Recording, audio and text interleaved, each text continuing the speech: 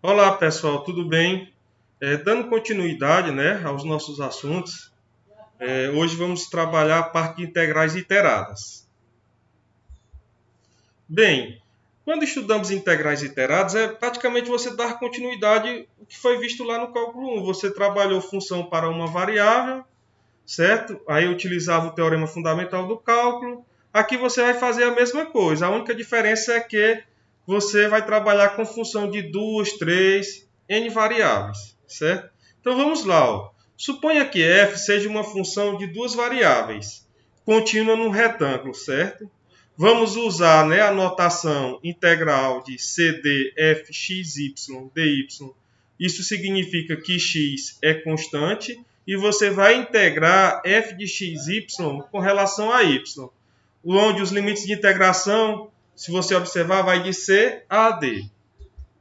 Esse procedimento é chamado integração parcial em relação a y. Note a semelhança com a derivada parcial.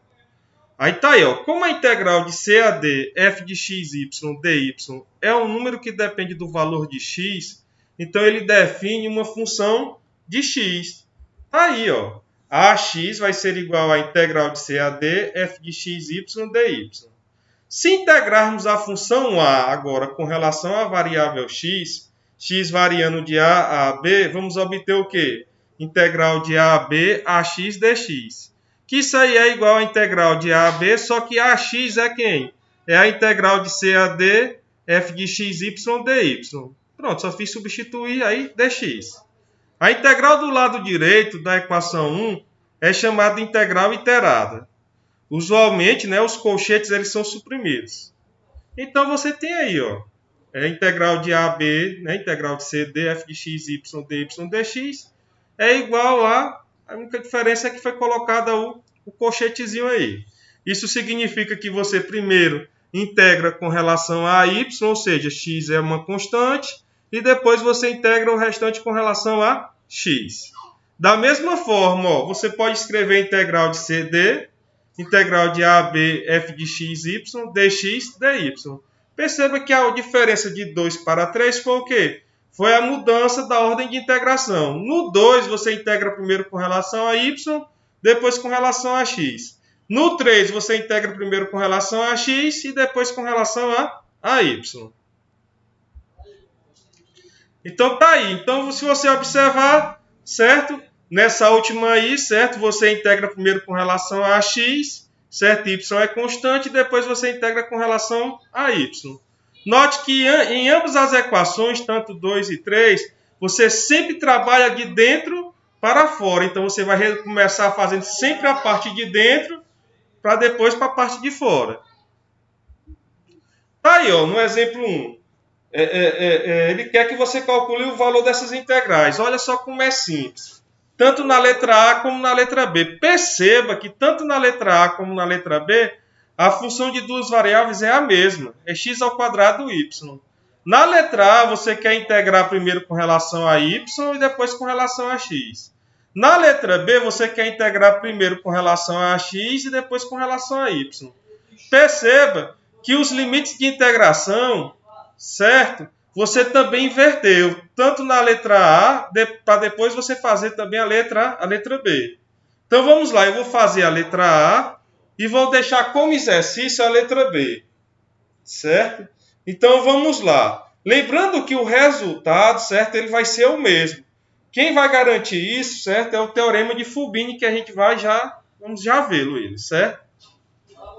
Então tá aí, ó. Na letra A, você tem integral, certo? De 0 a 3, integral de 1 a 2, x ao quadrado y, dy, dx. Ou seja, você quer primeiro integrar com relação a y, certo? Então x é constante e depois você integra com relação a x. Então vamos lá. Então fica integral de 0 a 3, integrando x ao quadrado y com relação a y, vai ficar x ao quadrado, y ao quadrado sobre 2, onde os limites de integração vão variar de 1 a 2 dx. Isso aí vai ser igual a quem? A integral de 0 a 3. Aí aplica o teorema fundamental do cálculo. Fica x ao quadrado, 2 ao quadrado sobre 2, menos x ao quadrado sobre 1 ao quadrado sobre 2. Esse 1 e esse 2 não aparece mais, certo, pessoal? Foi um erro de digitação. dx. Então, isso aí é igual a integral de 0 a 3. Aí, resolvendo essas continhas aí, fica 4 meios de x ao quadrado menos x ao quadrado sobre 2. Vai dar 3 meios de x ao quadrado dx. Aí, integrando isso aí com relação a x, vai dar 1 meio de x à terceira. Onde o limite de integração vai variar de 0 a 3, não a 2, como foi colocado aí. É bom fazer essa correção. Então, isso aí vai ser igual a... Com os limites de integração, certo? Vai aqui de 0 a 3. Então, aí foi também um erro de digitação. Ficaria 1 meio, certo? De 3, certo? Elevado a 3, menos 1 meio de 0 elevado a 3. Ou seja, 3 elevado a 3 daria o quê? 27 sobre 2. Então, a nossa resposta aí na realidade seria 27 sobre 2. Perdão, pessoal, então vocês façam essa correção. Então, a resposta não seria 4. E sim, a resposta seria 27 sobre 2.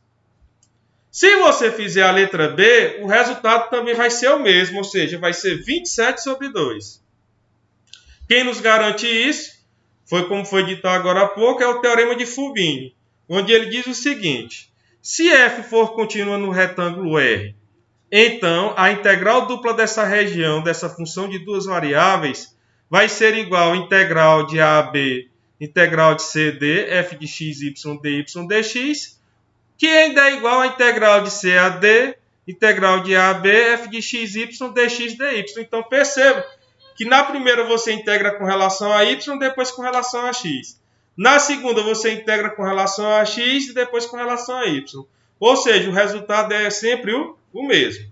Genericamente, esse resultado vale se supusermos, né, que f seja limitado em R, f podendo ser descontínuo no número finito de curvas lisas e a integral iterada exista.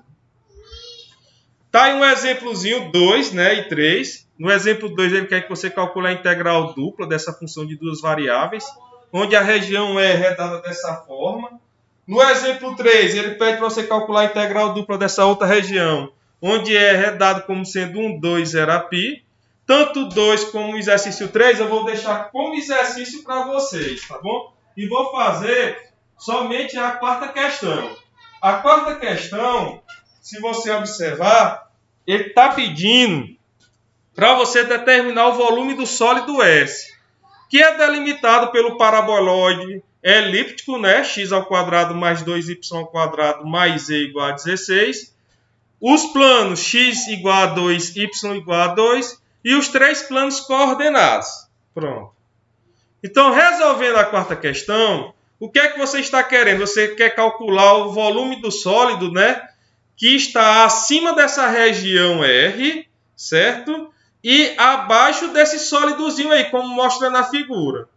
Então, ó, o primeiro passo, né, se você observar aí, esse é o sólido que se encontra sobre essa superfície. Ó. Tá? E a superfície foi dada z igual a 16 menos x ao quadrado menos 2y ao quadrado.